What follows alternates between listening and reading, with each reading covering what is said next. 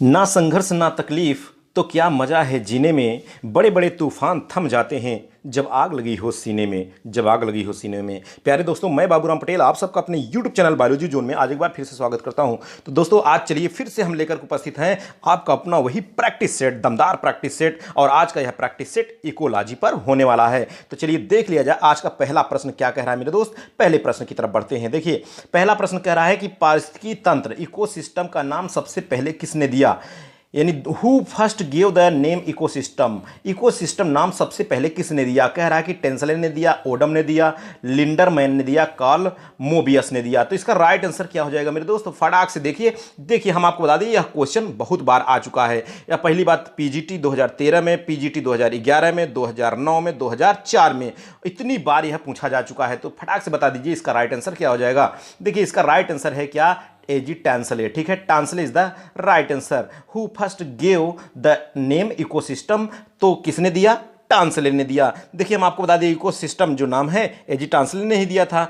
ठीक है, इनके अनुसार पारिस्थितिकी जो तंत्र होता है वह तंत्र होता है जो वातावरण के बायोटिक और एबायोटिक सभी कारकों के परस्पर संबंधों तथा प्रक्रियाओं द्वारा प्रकट होता है। ठीक है, चलिए क्वेश्चन नंबर 2 की तरफ बढ़ते हैं। क्वेश्चन नंबर 2 क्या कह रहा है, कह रहा है इकोटाइप शब्द किसने प्रस्तावित किया। ठीक है, who coined the term ecotype. Ecotype term किसने प्रस्तावित किया। कह रहा है कि ओडम ने, टर्सन ने, टेंसले ने, वार्मिम ने। तो इसका राइट आंसर क्या हो जाएगा मेरे दोस्त, इसका राइट आंसर है B is the right answer. Turesson ने, किसने, टर्सन ने दिया इकोटाइप शब्द। ठीक है, तो देखिए हम आपको बता दें टर्सन ने इकोटाइप शब्द सबसे पहले प्रतिपादित किया था। ठीक है, आनुवंशिक रूप से भिन्न ऐसी जनसंख्या जो विशेष हैबिटेट या कह दीजिए पारिस्थितिकी तंत्र में पाई जाती है उसे इकोटाइप कहते हैं। तो उम्मीद करता हूं, देखिए इकोटाइप क्या है फिर से एक बार समझ लीजिए कि आनुवंशिक रूप से भिन्न ऐसी जनसंख्या जो विशेष हैबिटेट या पारिस्थितिकी तंत्र में पाई जाती है उसे इकोटाइप कहते हैं। चलिए क्वेश्चन नंबर 3 की तरफ बढ़ते हैं। भाई 3 नंबर क्या कह रहा है दोस्त, देखिए कह रहा है पृथ्वी की सतह को घेरने वाला जीवित पदार्थों का समूह कहलाता है। पृथ्वी की सतह को घेरने वाला जीवित पदार्थों का समूह क्या कहलाता है। कह रहा the sphere of living matter found on the surface of earth comprises. कह रहा लिथोस्फीयर कहलाता है, हाइड्रोस्फीयर, एटमॉस्फीयर, बायोस्फीयर। अर्थात लिथोस्फीयर जैवमंडल, वातावरण और जलमंडल और जयमंडल। तो इसका राइट आंसर क्या हो जाएगा, फटाक से बता दीजिए मेरे दोस्त। ठीक है, इसका राइट आंसर क्या है, इसका राइट आंसर है डी। ठीक है, D is the right answer, biosphere. ठीक है, D is the right answer, biosphere. उसे क्या कहते हैं, जैवमंडल। पृथ्वी की सतह को घेरने वाली जीवित पदार्थों का समूह क्या कहलाता है, जैवमंडल कहलाता है। ठीक है, चलिए अगले प्रश्न की बात करते हैं कि अगला प्रश्न देखिए, एक चीज और बता दें, जो जैवमंडल होता है वह पृथ्वी का जैविक घटक होता है, बायोलॉजिकल कंपोनेंट है, जिसमें लिथोस्फीयर और हाइड्रोस्फीयर, एटमॉस्फीयर तीनों शामिल होते हैं। ठीक है, चलिए अगला क्वेश्चन 4 नंबर का क्या कह रहा है, देखिए कह रहा है कि समुदाय पारिस्थितिकी अध्ययन है, समुदाय पारिस्थितिकी अध्ययन है। Synecology is the study of, synecology किसे कहते हैं। कह रहा है कि community in relation to environment, individuals, environment, water. ठीक है, वातावरण के संबंध में समुदाय का, व्यक्तियों का, वातावरण का, जल का। तो इसका राइट आंसर क्या हो जाएगा, synecology is the study of, synecology किसे कहते हैं। तो इसका राइट आंसर क्या हो जाएगा मेरे दोस्त, इसका राइट आंसर है ए इज द राइट आंसर, वातावरण के संबंधों में समुदाय का। ठीक है, तो ए इसका सही उत्तर है। ठीक है, चलिए अगले प्रश्न की बात करते हैं कि अगला प्रश्न क्या कह रहा है। देख लीजिए, अगला प्रश्न कह रहा है ओजोन की परत कहां उपस्थित रहकर, ओजोन की परत कहां उपस्थित रहकर पृथ्वीवासियों को पराबैंगनी किरणों से बचाने का कार्य करती है। मतलब कहां रहकर, अब भैया बाहर तो कहीं जगह ये आदमी की तरह नहीं है कि पता चला कि एक जगह बैठी है और देख रही कि कहां से कोई आ रहा है दुश्मन और वहां से रहकर बचाव कर रही, तड़ातड़ मार रही, डिगडिगा रही है। तो इस टाइप का नहीं कह रहा, the presence of ozone layer in which area protects the resistance of earth form ultraviolet रे। ठीक है, कह रहा बायोस्फीयर, ट्रोपोस्फीयर, स्ट्रेटोस्फीयर, मीजोस्फीयर। तो इसका राइट आंसर क्या हो जाएगा, बताइए इसका सही उत्तर क्या होगा, ओजोन परत कहां उपस्थित होती है। ठीक है, तो ओजोन परत ये बार बार बहुत बार आया है भाई, कितनी बार का बता दें, इसका राइट आंसर है स्ट्रेटोस्फीयर। ठीक है, समताप मंडल।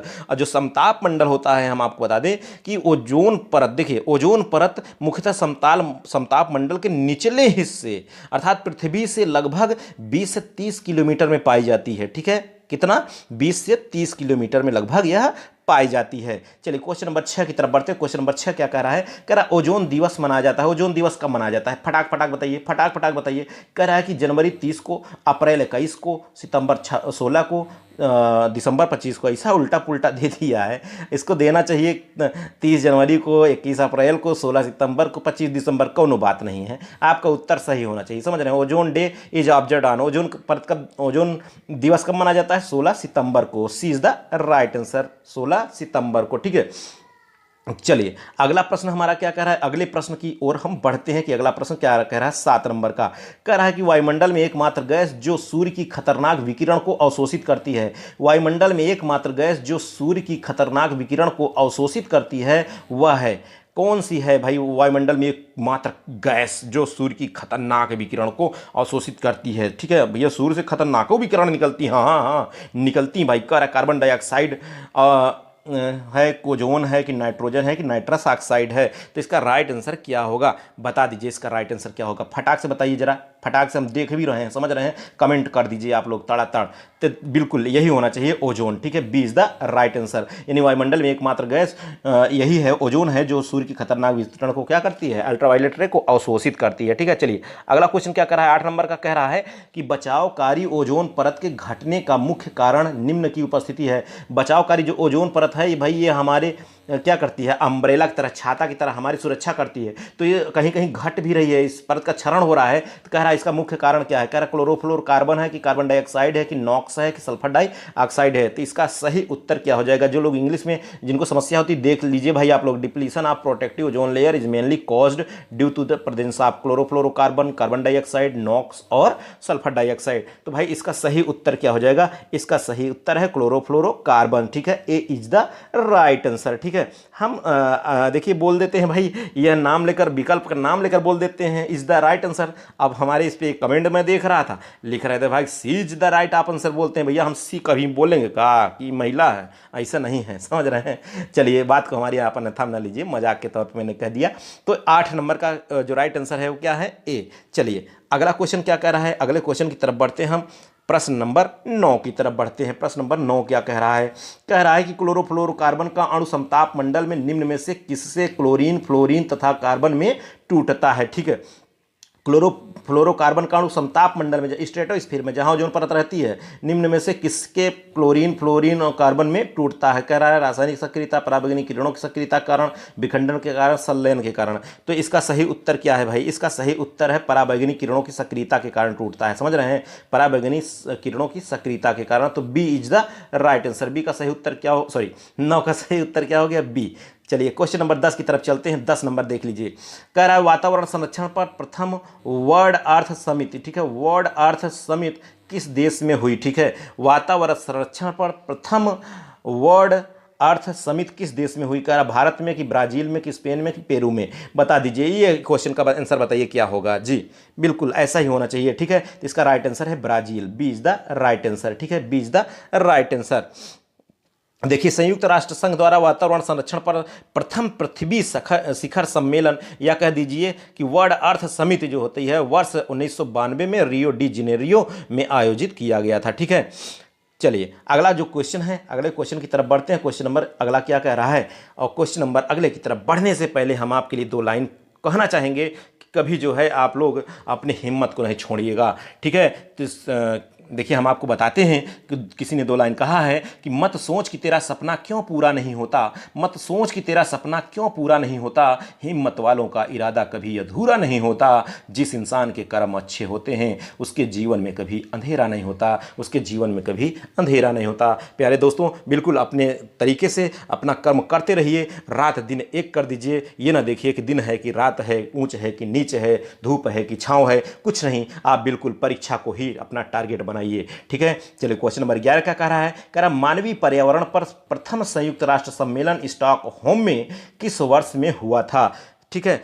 मानवीय पर्यावरण पर प्रथम संयुक्त राष्ट्र सम्मेलन स्टॉकहोम में किस वर्ष में हुआ था? तो इसका राइट आंसर क्या हो जाएगा? 72 कह रहा, 1972, 1986, 1992 कि 2000? इसका सही उत्तर क्या है? इसका सही उत्तर है 1972 में। कब? 1972 में, ठीक है। ए इज द राइट आंसर।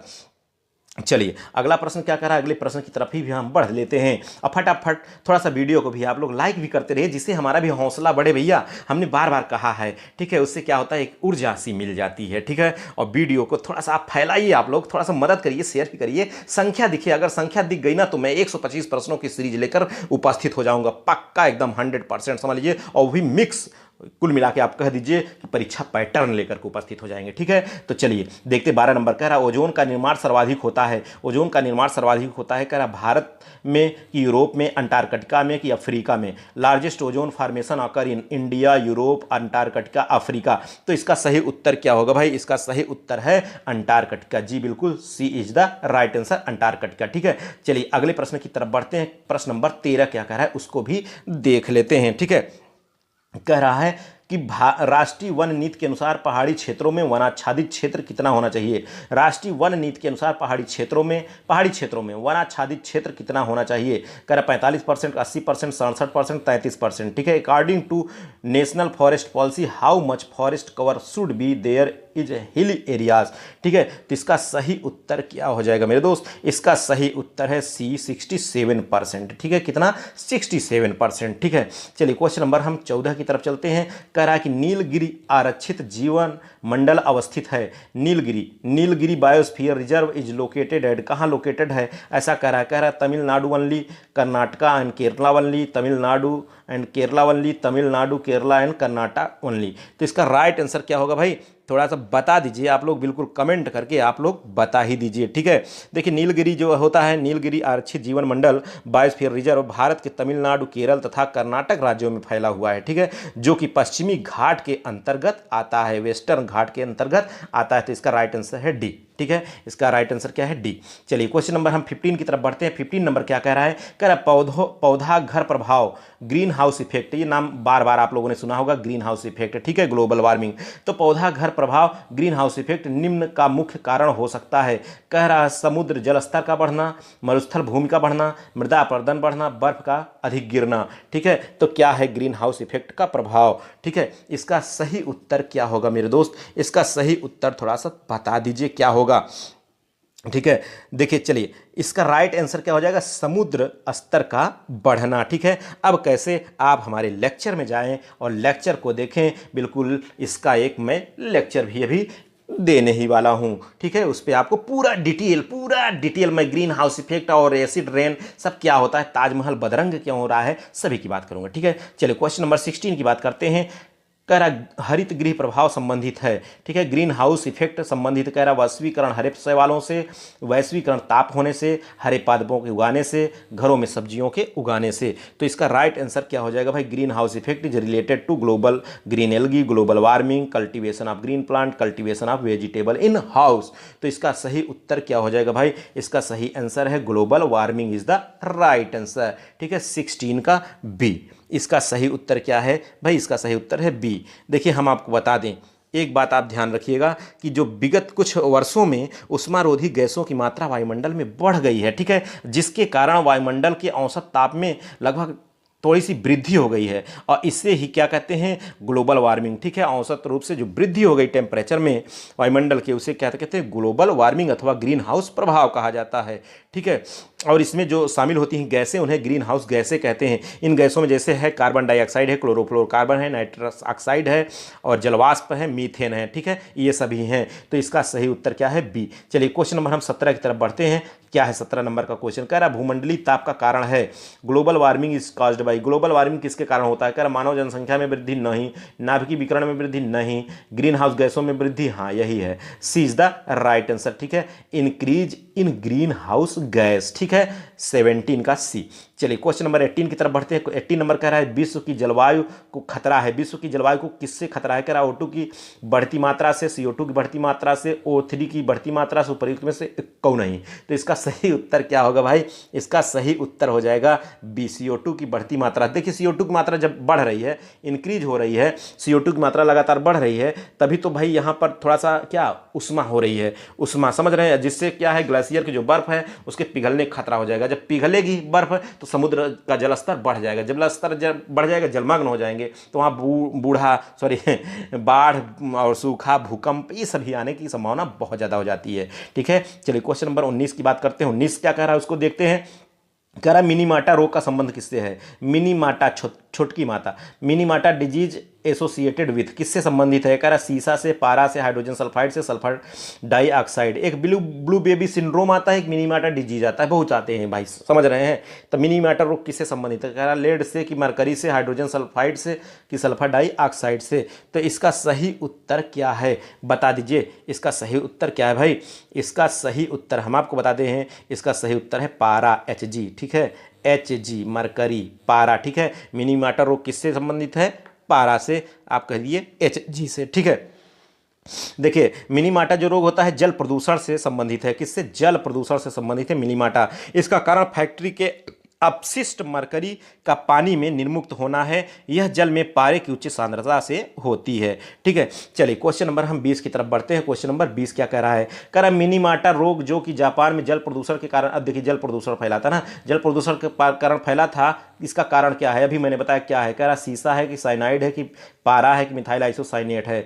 तो क्या है? पारा, Hg। ठीक है, तो 20 का आंसर क्या हो गया भाई? सी हो गया। ठीक है, चलिए क्वेश्चन नंबर 21 की तरफ बढ़ते हैं। उसके बढ़ने से पहले आप लोग एक बार फिर से भाई कहना पड़ता है। ठीक है, देखिए आप लोग इतनी हैं, आप इतने ज़्यादा संख्या में हैं और लाइक की संख्या कम है, तो थोड़ा लाइक भी आप लोग कर दीजिए। ठीक है, ऊर्जा दे दीजिए थोड़ा सा। ठीक है, और इसमें कंजूसी आप लोग कहे करते हैं भाई, वीडियो को शेयर करिए, थोड़ा फैलाइए, संख्या दिखाइए। मैंने कहा संख्या दिखाइए, अब मज़ा नहीं आ रहा है बीच में। ठीक है, इसके पहले मज़ा कुछ और ही था। अगर संख्या आ गई तो देखिए प्रैक्टिस सेट 125 प्रश्नों का प्रैक्टिस सेट शुरू हो जाएगा, बिल्कुल ताबड़तोड़। ठीक है, देखिए आपके लिए दो शब्द हम कहना चाहेंगे कि दृढ़ विचार एक दिन सारे आयाम तोड़ देते हैं। दृढ़ विचार एक दिन सारे आयाम तोड़ देते हैं, हौसलों की पतवार से नदियों का रुख मोड़ देते हैं। इंतजार करने वालों को हरदम वही मिलता है, इंतजार करने वालों को हरदम वही मिलता है जिसे जीतने वाले अक्सर छोड़ देते हैं, जिसे जीतने वाले अक्सर ही छोड़ देते हैं मेरे दोस्त। ठीक है, तो बिल्कुल आप लोग लगे रहिए, मैं यही कहूँगा सबका सिलेक्शन हो। ठीक है, चलिए क्वेश्चन नंबर 21 क्या कह रहा है? कह रहा हरे पौधे होते हैं। हरे पौधे कैसे होते हैं? ग्रीन प्लांट्स आर, कह रहा स्वपोषी होते हैं, परपोषी होते हैं, मृतोपोषी होते हैं, परजीवी। तो हरे पौधे कैसे होते हैं भैया? जो अपना भोजन स्वयं बनाता है उसे क्या कहते हैं? स्वपोषी कहते हैं। ठीक है, तो इसमें कोई संदेह है? ठीक है, सूर्य के प्रकाश की उपस्थिति में क्लोरोफिल की सहायता से क्या करता है? अपना भोजन बना लेता है। ठीक है, अब थोड़ा सा ये हरे पौधे हैं, अपना भोजन स्वयं बनाते हैं, किसी के पास जाते नहीं भैया हमको खाना दे दो। हम लोगों के साथ थोड़ा ईश्वर ने बेईमानी किया कि हम लोगों के जो सर पे जो बाल दिया, हेयर स्टाइल दिया, यही के स्थान पे जो बाल काले काले हैं ये थोड़े हरे हरे हो जाते तो मजा आ जाता, हरे हरे हो जाते तो भाई क्लोरोफिल हो जाता, और थोड़ा हम लोग धूप में जाके खड़े होते थे, हमारे लोगों का भोजन पूरा बन जाता, प्रकाश संश्लेषण होता और पूरा हमको भोजन मिल जाता। काहे हम किसी के पास जाते? समझ रहे हैं? तो इसका सही उत्तर क्या है मेरे दोस्त? इसका सही उत्तर है स्वपोषी। ठीक है, autotrophs is the right answer, is the सही उत्तर। चलिए क्वेश्चन नंबर हम 22 की तरफ बढ़ते हैं।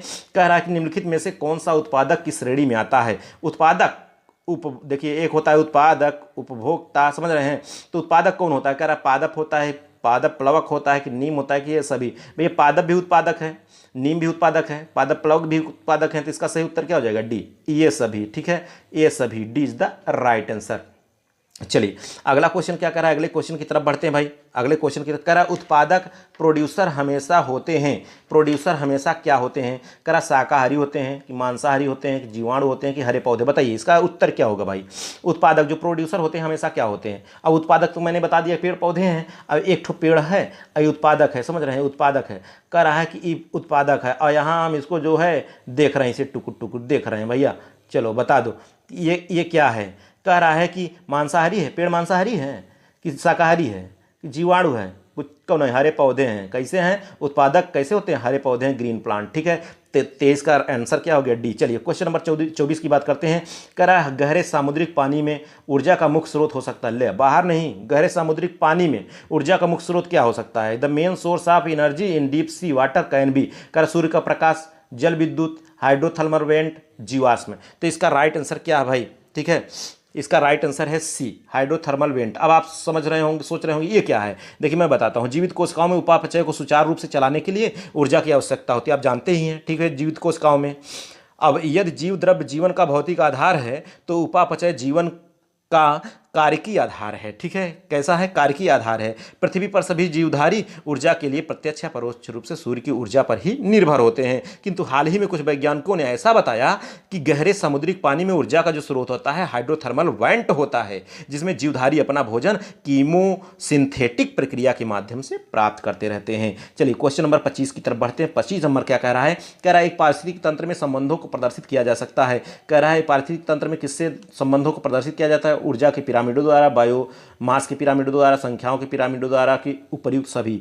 पिरामिड ऑफ एनर्जी होती है? हाँ होती है। पिरामिड ऑफ बायोमास होता है? होता है। जैव भार का पिरामिड। पिरामिड ऑफ नंबर होता है? हाँ होता है।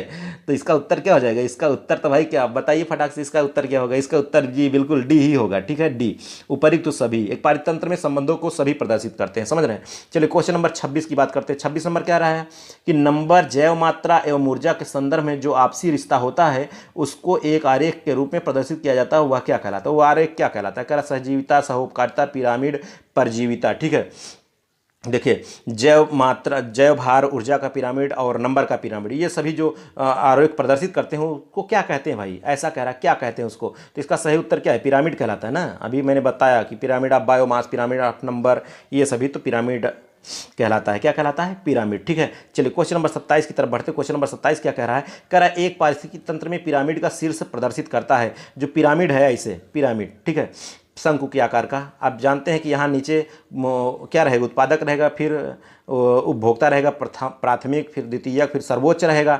तो कह रहा है कि एक पारिस्थितिक तंत्र में पिरामिड का शीर्ष, जो शीर्ष होता है ये क्या प्रदर्शित करता है? कह रहा है उत्पादक, तो उत्पादक कभी प्रदर्शित करेगा? उत्पादक तो नीचे होंगे, ही नहीं होगा। कह रहा शाकाहारी, शाकाहारी कभी होगा? नहीं होगा। कह रहा मांसाहारी, ऊपर में से कोई नहीं, नहीं इसका क्या होगा? मांसाहारी। भाई ये इसको ये वाला खाएगा, दूसरा वाला दूसरा के, तीसरा फिर ये खाएगा, सबसे ऊपर रहेगा जो मांसाहारी। ठीक है, तो 27 का कौन सा? सी इज द राइट आंसर। चलिए अगला प्रश्न क्या कह रहा है, इसको ध्यान दीजिए जरा, इसको ध्यान दिया जाए कि अगला प्रश्न क्या कह रहा है।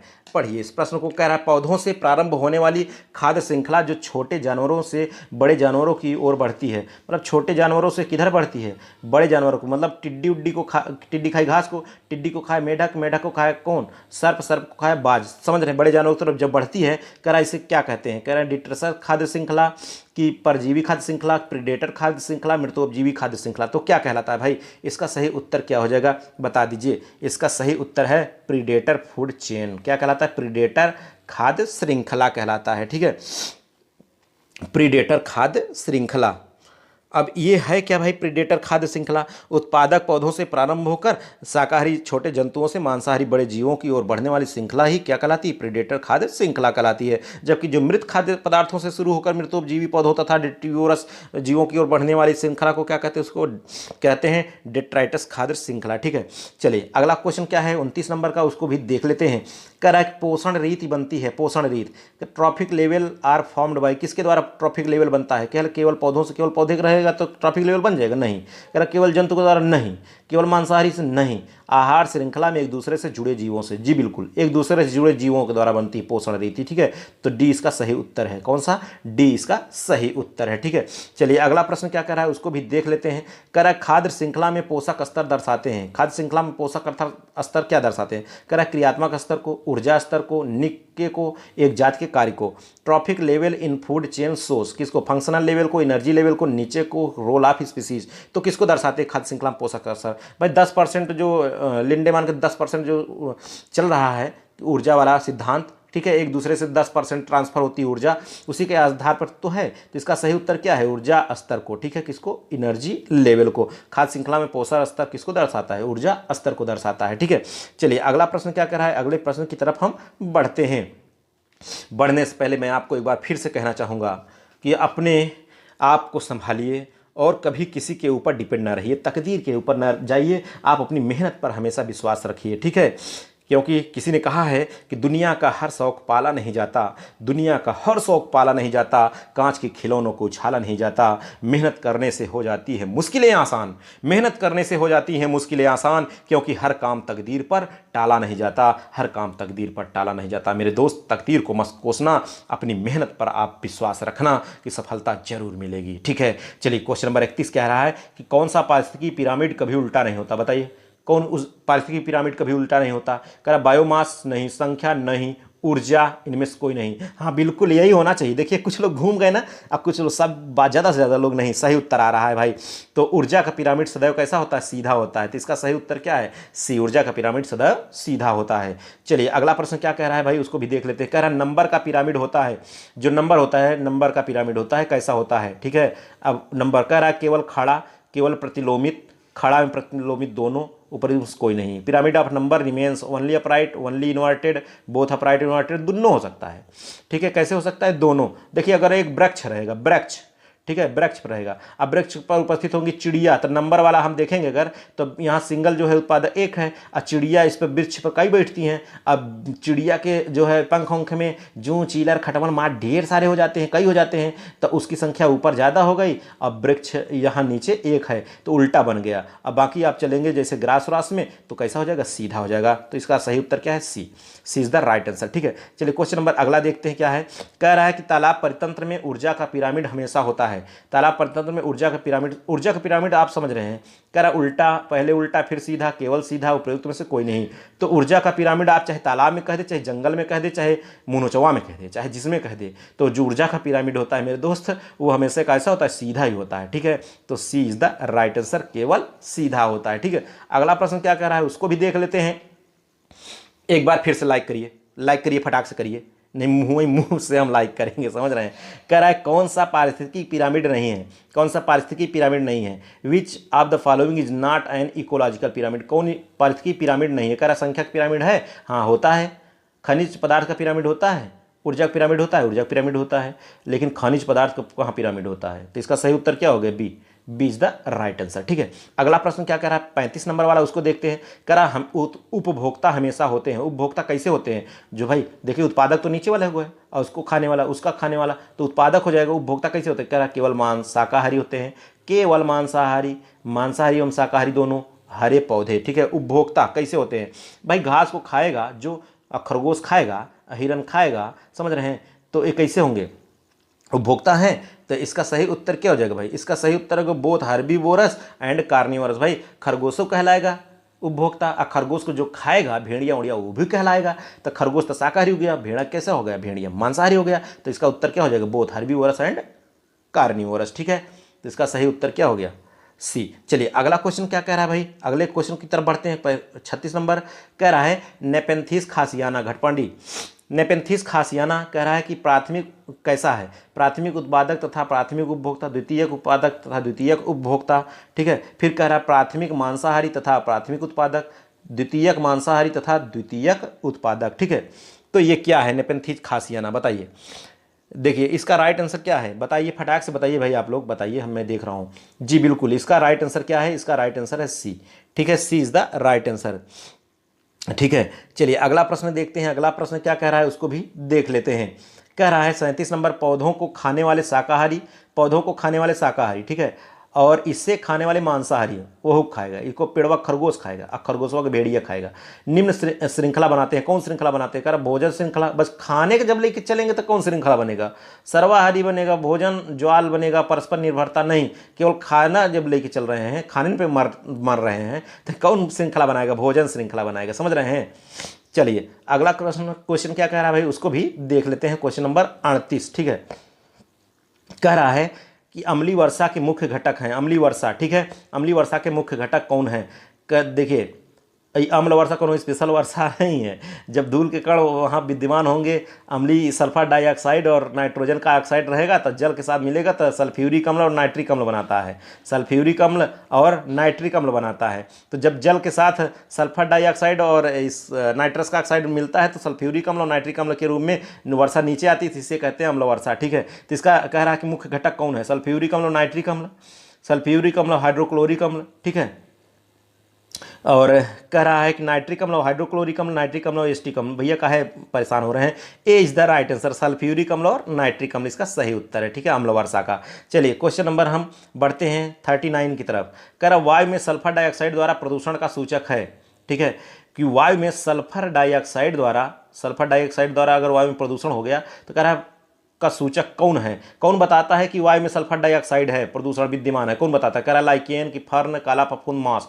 तो जानते हैं कि लाइकेन सल्फर डाइऑक्साइड के अच्छे सूचक होते हैं। तो इसका सही उत्तर क्या हो गया? ए इज द राइट आंसर। ठीक है, चलिए क्वेश्चन नंबर हम 40 की तरफ बढ़ते हैं। क्वेश्चन नंबर 40 क्या कह रहा है उसको भी देख लेते हैं, लेकिन उसके पहले मैं आपको कहना चाहूंगा कि लाख दलदल हो पाँव जमाए रखिए, लाख दलदल हो पाँव जमाए रखिए, हाथ खाली ही सही ऊपर उठाए रखिए। कौन कहता है छलनी में पानी रुक नहीं सकता? अरे कौन कहता है छलनी में पानी रुक नहीं सकता? बस बर्फ बनने तक हौसला बनाए रखिए, हौसला बनाए रखिए। प्यारे दोस्तों, बिल्कुल सिलेक्शन न होने तक आप बिल्कुल इसी तरीके से जुटे रखिए, अपने हौसले को बरकरार रखिए। ठीक है, चलिए 40 नंबर क्वेश्चन क्या कह रहा है? कह रहा है कि इनमें से किसे बंगाल का डर कहते हैं? बंगाल का डर, बंगाल का डर, बंगाल का डर किसे कहते हैं? कह रहा है which of these is called terror of Bengal. ठीक है, कह रहा है इकोर्निया को, कि लैटाना को, कैलोट्रॉपिस को, किनमें से एक को नहीं। समझ रहे हैं? देखिए हम आपको बता दें, आज का तो हमारा यह पहला लेक्चर है इस इकोलॉजी से। अभी दमदार प्रश्नों को हम लेकर कहाँ आए हैं, अभी हम आपको बता दें कि दमदार इससे भी बेहतरीन प्रश्न हैं जिसमें आपको कन्फ्यूजन होता है, और उसी क्वेश्चन से आपके सिलेक्शन तो और श्योर होने वाले हैं। उसका इकोलॉजी का मैं दूसरा भी लेक्चर बनाने वाला हूँ। ठीक है, दूसरा लेक्चर को कल देखने वाले हैं हम लोग। ठीक है, तो इसका राइट आंसर क्या हो जाएगा? बंगाल का डर कहते हैं किसे कहते हैं? इकोर्निया। इसका राइट आंसर क्या है? इकोर्निया। जी बिल्कुल, A is the right answer. Eichhornia मतलब पनसुखवा। आप जानते हैं पनसुखवा, देखे होंगे, बड़ा अच्छा खिलता है, सफेद सफेद, और उसके में ब्लू ब्लू आंखें की तरह बनी रहता है। समझ रहे हैं? और एकदम तैरता रहता है। इसे कहते हैं बंगाल का डर। ठीक है, सॉरी, बंगाल का आतंक होना चाहिए, टेरर ऑफ बंगाल। ठीक है, बंगाल का आतंक। समझ रहे हैं?